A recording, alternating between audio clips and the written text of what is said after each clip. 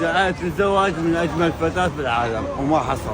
اليوم شاءت الصدف أن نلتقي بهذا الشخص ونسولف وياه بسوالف قد تكون مهمة للجميع. شنو الاشياء اللي بحياتك سعيت إلها وما حصلت لها وتنازلت لها؟ انت كشخص. سعيت للزواج من أجمل فتاة في العالم وما حصل. وسعيت ألقى درجة بالدين بحيث أدعى الله هيك مثلا ينطيني حاجة بيدي أو ينزل لي مطر او يصير من عندك السماء. الهام تفهم انه هذا الدعاء مقبول. أو مثلا سمعوا. فضلت أكون مثل الأنبياء، مثلا ينزل لي واحد من السماء. زين، بالنسبه للبنيه اللي ما حصلتها شنو الخيار اللي سويته البديل من ما حصلت اجمل وحده؟ اختارت الزهد والأجر إلى الثواب الآخرة، الدنيا الآخرة. زين.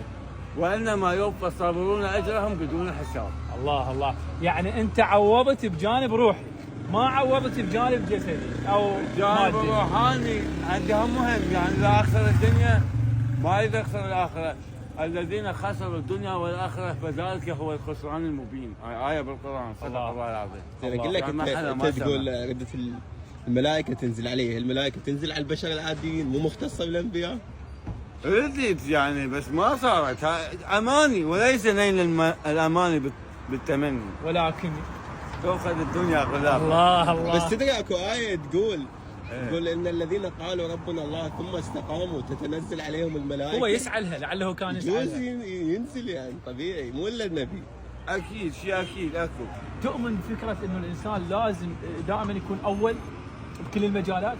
أؤمن بالرقي وأؤمن بالأول وأؤمن بالتضحية بالنسبة للي ما يستطيع أن يرتقي أرقى الدرجات، يتنازل الدرجات أوطى شوية بس مو درجات واطية.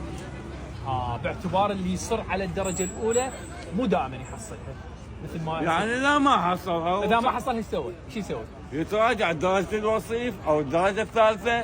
شنو القاعدة اللي اعتمدت عليها باختيارك هاي القضايا؟ الذوق. قاعدة ذوقية.